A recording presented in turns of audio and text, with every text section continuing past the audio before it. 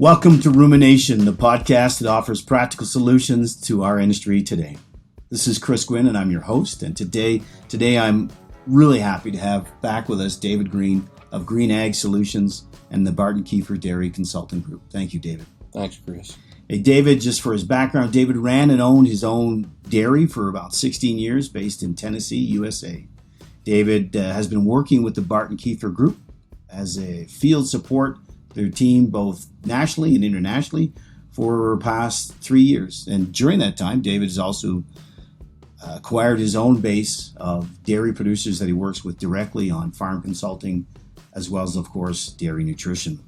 Previous to working with the Barton Kiefer Dairy Consulting Group, David worked with Diamond V for over 7 years as a dairy technical field specialist. And it's a real pleasure to have David join us today to expand more on his experience of working with feed centers on the dairy in the goal of improving farm synchronization. So David, thanks for joining us on Rumination. Thanks, Chris. Glad to be here. Hopefully we can bring some information that'll help everybody. Absolutely. So David, in a previous episode, you expanded on your approach of farm synchronization, bringing the milking parlor, breeding activities, feeding activities, and other management activities together in a synchronous with the goal of improving production efficiency and labor efficiency. Mm-hmm. And so what I'd love to do today is expand a bit more on where the feed center and the feed and delivery of feed plays a role within that farm synchronization. Okay. So with that in mind, could you expand a bit on how the feed center and mixing feed impact that overall farm synchronization? Yeah. So, Chris, when, as I've worked with herds and traveled around the world, you notice the feed center is a big area that we can actually lose a lot of shrink, or we can actually lose a lot of efficiency. And, most of them have been built for a facility, a size of facility, and then the herd is expanded. We don't have enough room, so it's not very efficient. I kind of took it upon myself that there was not a lot of work being done with feed centers out there. And I developed a model that we can kind of plan and think about when we design a feed center or redesign one that you currently have to make it more efficient. And I call that model the feed zone model concept. Okay. And what it does is it looks at all the traffic movements around the feed center so we don't have a lot of interference and we can get cows fed on time and make it more efficient for the feeding operation group to get cows fed. No, absolutely, and surprisingly, we even see that happening on smaller deals, right? Yeah, 200 cow dairy that expands to 500, and all of a sudden they're going out. They've got a new bunker, and they've got to drive 3 minutes to get more forage. Yeah. Right? Time is money. Time is money, and probably frustration sometimes on the TMR mixer team, right? Yeah. So expand a bit more on some of the experiences you had with that, clients that you worked with to help them remodel how they're doing in that feed zone. So, it's as I mentioned, time is money. And again, as I mentioned in our previous podcast, a lot of people think it's just the cost of doing business.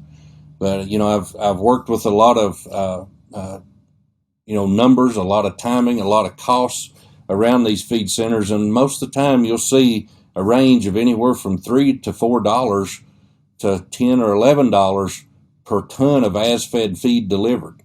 So understanding where you are at with your farm and how you can reduce that number and, make it more efficient where you actually spend less money to do that activity that you have to do. And that's the thing that a lot of people don't understand. So, I try to bring that together. I organize the feed center where you're mixing feed. You try to get your ingredients closest to the feed center. You try to keep activity out of the feeding area from off-farm deliveries so you don't stop the mixer from actually feeding the cows.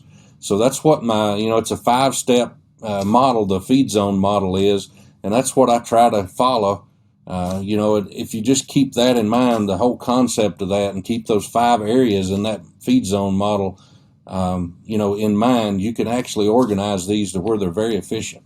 And even at the low end, that's a lot of money sitting on the table. It's a lot of money. That doesn't include feed cost. That is just the activity to make, mix, and deliver feed. So things like shrink are on Yes. top of that. Yes.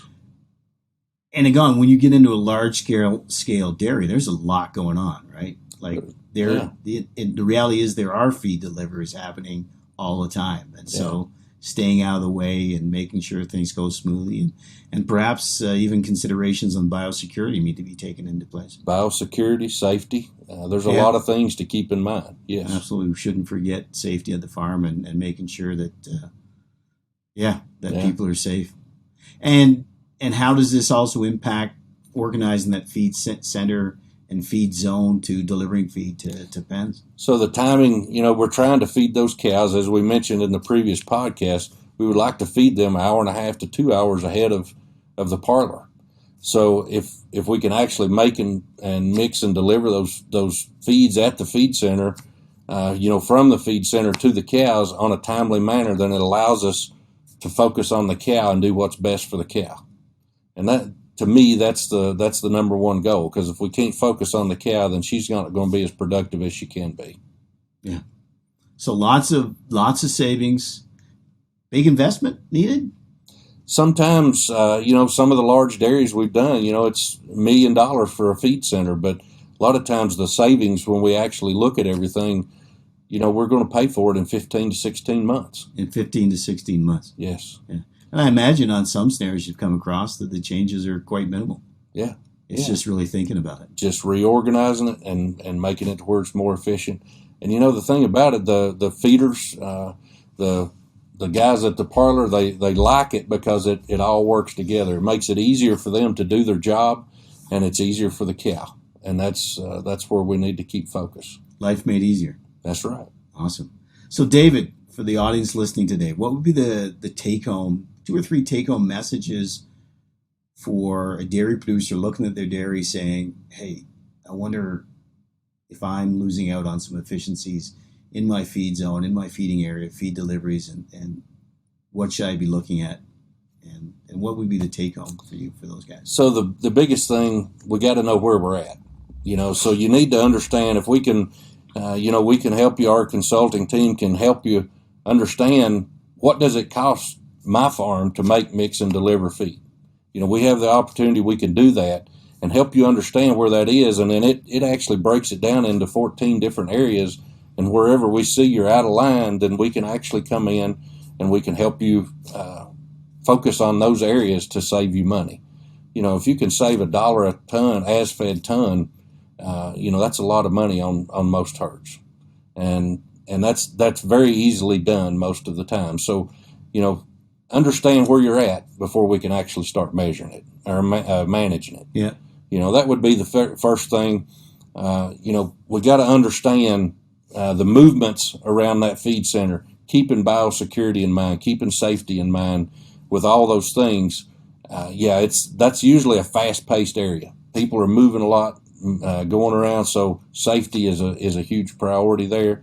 There have been some tragedies, and we don't want those to happen again. We want everybody to be able to go home to their families at night. So take homes, there's money on the table. You mentioned $1 is, but certainly you've had examples of $3, $4, and even higher, $10 per as-fed ton of feed. That's a lot of money. Yeah, that's a lot of money. Oftentimes we can reduce your cost of making, mixing, delivering feed by half.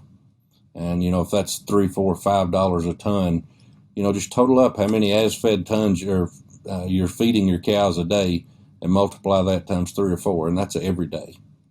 365. 365. Yeah, and as you say, even though you might be looking at some capital investment, the payback of is rapid. Yes. Yes, it is. And again, to the point of probably having more content employees, right? That don't feel as rushed, and therefore less labor turnover and all those other things. Labor management is huge. And if we can make the guys happier, make them more content with the job that they're doing, and make it easier for them, then that'll pay dividends in the end for the dairy. Yeah, and I've noticed recently, David, you guys got a great presence on Facebook and your new website and LinkedIn. So if a producer wants to reach out and find a bit more, Barton Kiefer Dairy Consulting is easy to Google. That's right. And find you on Facebook. So again, thanks for sharing that. And David, it's a fascinating subject, and I really appreciate you sharing your experience and your knowledge with us today on rumination. Thanks, Chris. And thank you, audience, for listening in. And so that you don't miss our next episode, make sure to check us out on jeffo.ca. That's our business website, as well as Apple and Google Podcasts and Spotify. This podcast was brought to you by Jeffo Nutrition Inc., precision nutrition for a growing world. Have a great day.